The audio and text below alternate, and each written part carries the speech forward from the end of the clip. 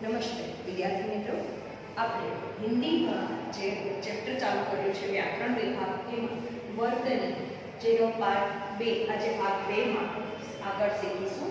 આપણે આના પહેલાના વિડિયો દ્વારા જે વર્ણ વર્તની એટલે શું, વર્તની ઇંગ્લિશમાં જે ઇંગ્લિશ સ્પેલિંગ કહે છે, ઉર્દુમાં જે કહે છે એવી રીતે આપણે હિન્દીમાં વર્તની કહીએ છીએ.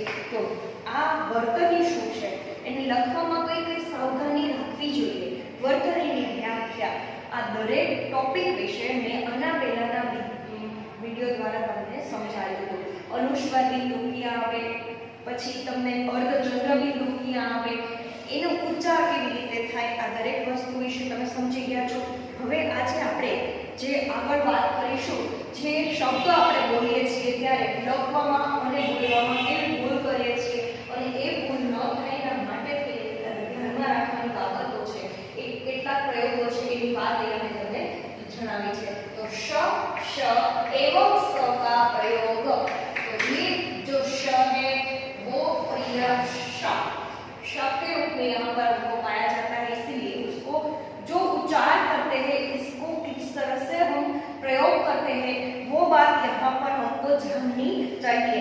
तो यदि किसी शब्द में स हो और उसके पहले और या आ हो तो स नहीं बदलता.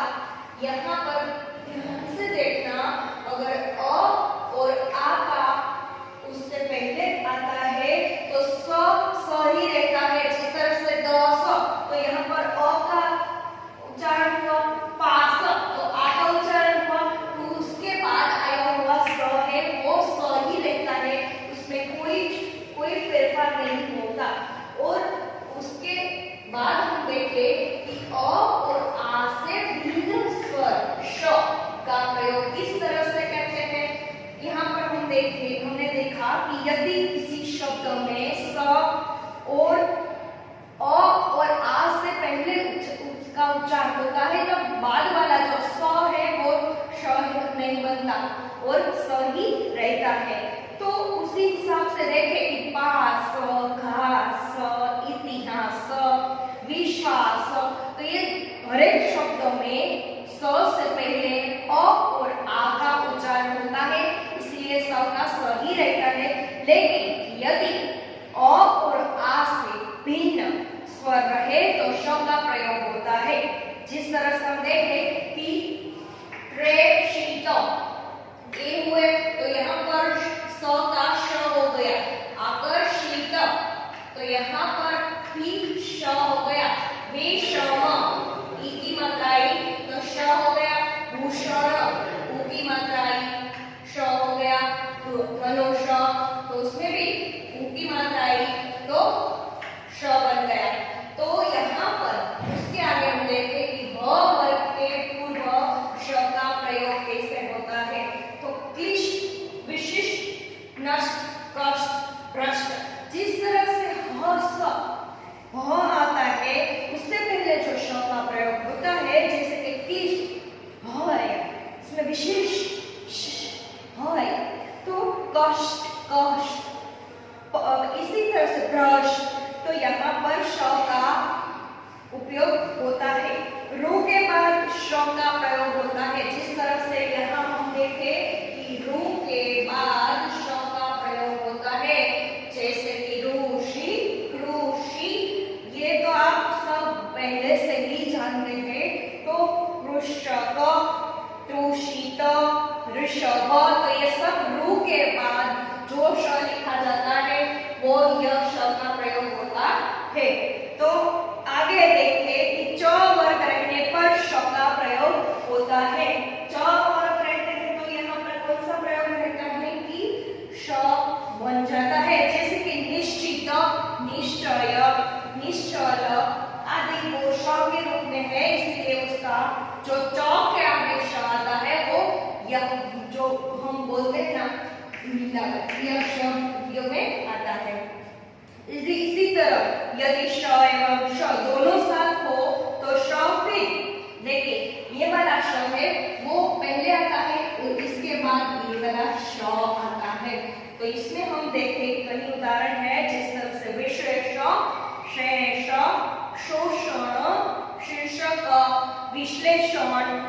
दूसरे स्वर आदि हम देखें तो ये दोनों स्वर है उसमें पहले ये वाला श आता है। बाद में देखिए क ख ग झ, क ख ग घ ङ और फ का प्रयोग किस तरह से होता है। जो आप यहाँ पर ये डॉट वाला देखते हैं ये वर्ण है वो किस तरह से उपयोग में होता है, उपयोग आता है। तो कटल इस तरह से बोले कौतल कदम कद्र कलम काबिल काबिल उसके काबिल होना खबर खर्च खानदान खुदा खुश गरीब गलत गाफिल उसके बाद गुस्सा गैर जमाना जमीन जहर जिंदगी नमाज फकीर फौज फरमान फरेब और फुरस। ऊपर दिए गए उदाहरण को ध्यान से देखें तो इनमें से क ख ग घ जो ये वाला है जो वर्ण उसके और जो फ के बगल में नुक्ता या बिंदु लगाए जाते हैं, बगल में जो ये बिंदु लगाई जाती है वो क्या है। तो इन शब्दों के बगल में बिंदी केवल इनके उच्चारण को स्पष्ट करने के लिए ही लगाई जाती है। और भी फारसी भाषा में इन शब्दों में निर्देशित वर्ण का उच्चारण कोमल और हल्का हो जाता है। जिस तरह से सीढ़ी सीढ़ी बोले तो उसमें ढ में डॉट लगता है।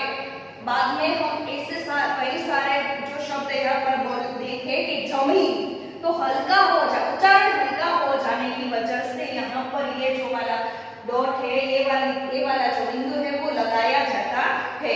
बाद में ड और ढ का ड और ढ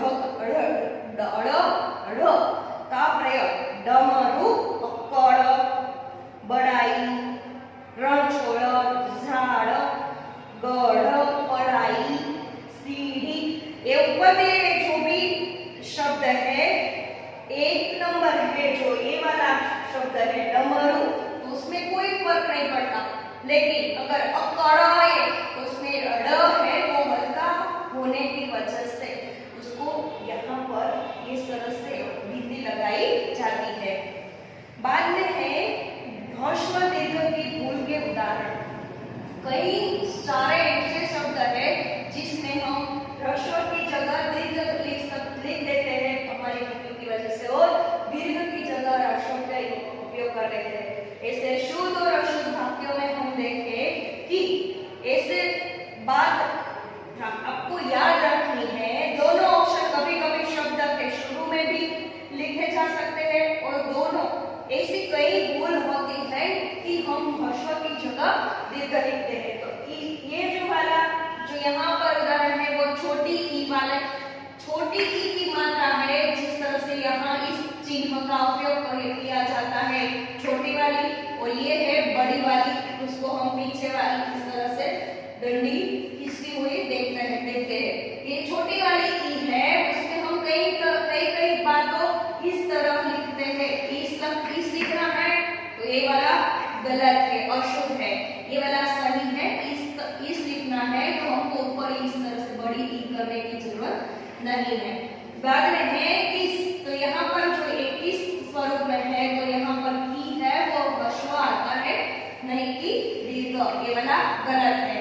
जिस प्रकार आप बोलते हैं तो ये वाला जी है वो झी नहीं है, झी का उच्चारण थोड़ा लंबा होता है और जो छोटी ई की मात्रा है वो थोड़ा शॉर्ट में उसका उच्चारण थोड़ा इस तरह से बोलते हैं जिस तो ये वाला सही है। फिर तो ये वाला गलत है अशुद्ध है, ये वाला सही है शुद्ध स्वरूप में है।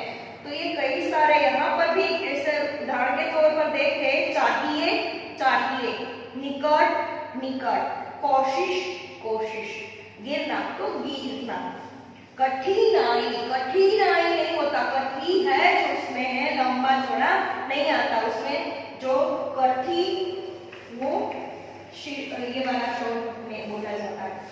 और बाद में है जो बड़ी ई वाली मात्रा है जो ई के स्वरूप में हम लंबी ई बोलते हैं चीज इस तरह से नहीं बोलते चीज नाई इस तरह से नहीं बोलते नारी। तो ये जो बड़ी ई ह्रस्व ई की मात्रा है दीर्घ दीर्घ ई की मात्रा से अलग हो। तो और ये दीर्घ ई है उसमें थोड़ा बड़ी आवाज से हम बोलते हैं, जिस तरह से नींद, नींद यानी जो शॉर्ट में जो पहली ई आती है वो नहीं आती, उसमें जो आती है वो बड़ी नींद। सती, सती, स्त्री, स्त्री, महीना, महीना। तो इस तरह से कई सारे उदाहरण है। विनती नहीं, विनती। शरीर तो शरीर, स्वीकार, स्वीकार, गृहिणी, गृहिणी, हार जीत तो हार जीत। तो मतलब कि आप कई उदाहरण हैं जिसमें आप छोटी ई की जगह बड़ी ई मतलब ह्रस्व और दीर्घ में मिस्टेक कर देते हैं। बाद में है ऊ की मात्रा। जिस तरह से हमने ई देखा उसी तरह से यहाँ पर ऊ की मात्रा है। देखो आप अशुद्ध और शुद्ध दोनों में बोलती हूँ। तूने तो तूने, इस तरह से आप शुद्ध क्या है तूने। तो ये दूध, दूध, पूज्य, पूज्य, ऊपर, ऊपर, कानून, कानून, दूसरी, दूसरी, पूछना, पूछना, फिजूल, फिजूल, जरूरत, जरूरत, भूल, भूल, सूर्य, सूर्य। इसी तरह से हम ऊ की मात्रा में और छोटी ऊ और बड़ी ऊ, इसी तरह से हम ऊ में ये वाला छोटी ऊ की मात्रा है, ये बड़ी ऊ को हम किस तरह से छोटी मात्रा में, किस तरह से बड़ी मात्रा में, इस तरह से लिखते हैं, बराबर। और बाद में है उदाहरण के तौर पे देखें कि जब संयुक्त अक्षर के अंत्य स्वर पर भार हो सकता है, जिस तरह से कुत्ता, त और त दोनों साथ में, देखिए कुत्ता। तो यहाँ पर दो लगाया हुआ होता है, कु प्लस त मतलब कुत्ता। तो ये दोनों अगर हो जाएगा कुत्ता तो क्या आएगा, ये जो संयुक्त अक्षर में जो कोई स्वर अंत्य स्वर पर भार हो तो उससे शुद्ध क्या लिखा जाता है, कुत्ता। ये वाला जो कु है वो गलत है, यहाँ पर कुत्ता इस तरह से लिखा जाता है। और बाद में है गुच्छा तो गुच्छा, बिल्ली तो बिल्ली, डबल ली करे तो हम इस तरह से यहाँ पर जो आगे वाला जब भी संयुक्त अक्षर हो बाद में तो उसके आगे का ह्रस्व बन जाता है।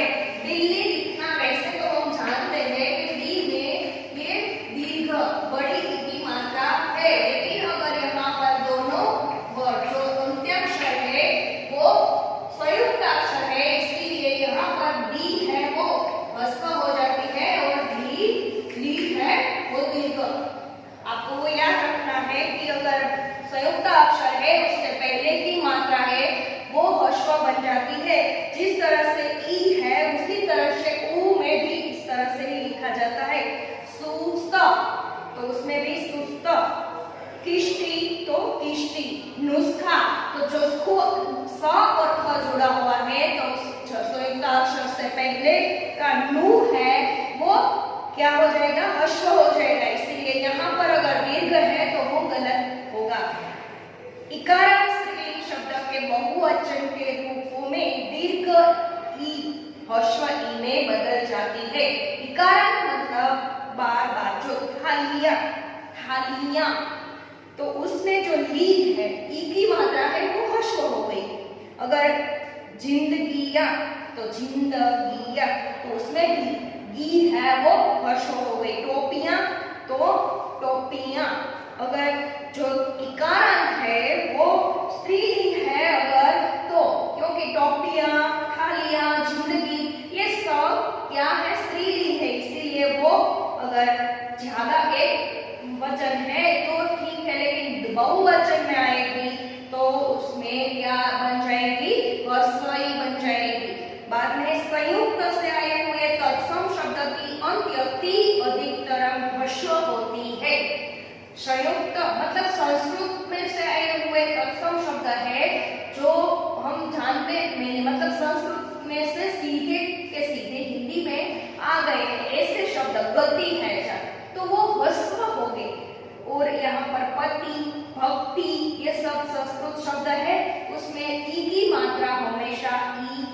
ह्रस्व ई की होगी। बाद में है श्रेष्ठतावाचक शब्द का प्रत्यय इष्ट की जगह इष्ट होता है।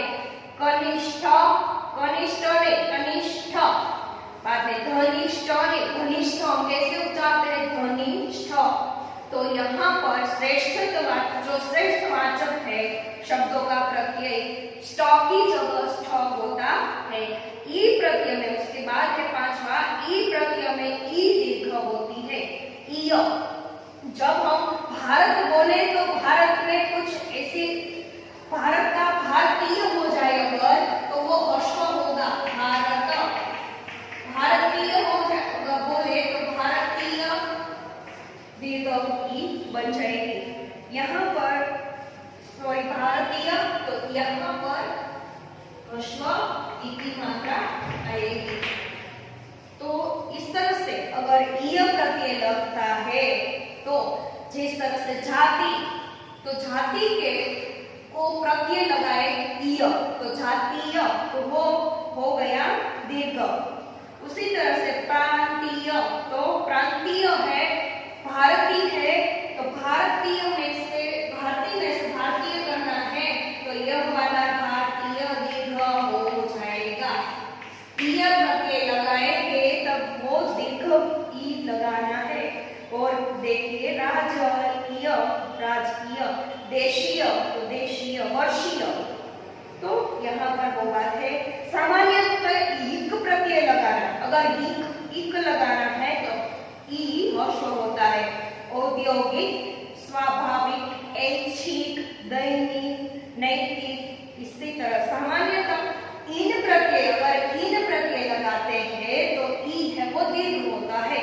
और वाची, प्राचीन, नवीन, इन प्रत्यय लगता है, इसलिए यहाँ पर इन प्रत्यय में दीर्घ की मात्रा आती है। प्राचीन, कुलीन, स्वाधीन आदि प्रत्यय संबंधी भूले। बाद में है अशुद्ध और शुद्ध में प्रत्यय संबंधी, तो उत्कृष्ट, उत्कृष्टता, तो उसमें से उत्कृष्ट जो शुद्ध है। औदार्यता, तो औदार्य या तो उदारता वो शुद्ध स्वरूप है। गौरवता, तो उसमें गुरुता अथवा गौरव है वो शुद्ध स्वरूप है। साम्यता, तो उसमें भी साम्य और समता शुद्ध स्वरूप है। इसमें उपयुक्त शब्द में के उदाहरण से पता चलता है कि भाव प्रत्ययान शब्दों के बाद प्रत्यय लगाना ठीक नहीं है, इसीलिए हलंत का प्रयोग है। जिस तरह से मान, वान, हान, प्रत्ययान का शब्द में हलंत का प्रयोग होना आवश्यक है। जिस तरह से श्रीमान हम बोलते हैं, कुछ भी अगर पत्र व्यवहार करते हैं उसमें भी हम अगर अपने बड़ों से लिखते हैं तो श्रीमान लिखते हैं, आयुष्यमान लिखते हैं। अगर हम छोटों से लिखते हैं तो आयुष्यमान लिखते हैं, महान लिखते हैं, विद्वान लिखते हैं। तो यहाँ पर हलंत का जो प्रयोग है वो मान, वान और हान से होता है। बाद में है तू, मत, प्रत्यय तत्सम शब्दों में हलंत का प्रयोग किया जाता है। जिस तरह से स्वागतम, जगत, परिषद, पश्चात, तो उसमें हलंत आता है। ये दोनों प्रचलित है। और मही और सही भी है, दुकान, दुकान। जिस तरह से यहाँ पर दोनों जो ह्रस्व और दीर्घ सही भी वो है और लिखा भी जाता है, वो भी अपनी नोटबुक में आप नोट कर देना, क्योंकि ये बहुत जरूरी है। और विद्यार्थी मित्रों, इससे आगे का स्वाध्याय है वो स्वाध्याय आप अपनी जो व्याकरण वाली जो नोट बनाई है उसमें आपको लिखना है, तो भी आपको ये वर्तनी आएगा और आपको परीक्षा में भी ठीक से आप लिख सकते हैं। यहाँ पर मैंने आपका ये वर्तनी का जो ग्रामर का चैप्टर है वो कंप्लीट किया है। अब आपको वो नोटबुक में स्वाध्याय उनका लिख लेना है। Thank you.